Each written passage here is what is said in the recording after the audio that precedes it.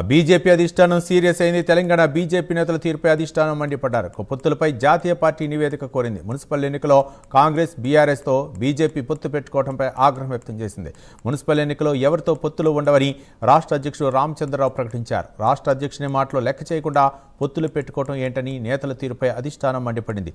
ఎవరెవరు ఏ పార్టీతో పొత్తులు పెట్టుకున్నారో దానిపై స్టేట్ పార్టీ నివేదిక పంపాలని ఆదేశాలు జారీ చేసింది.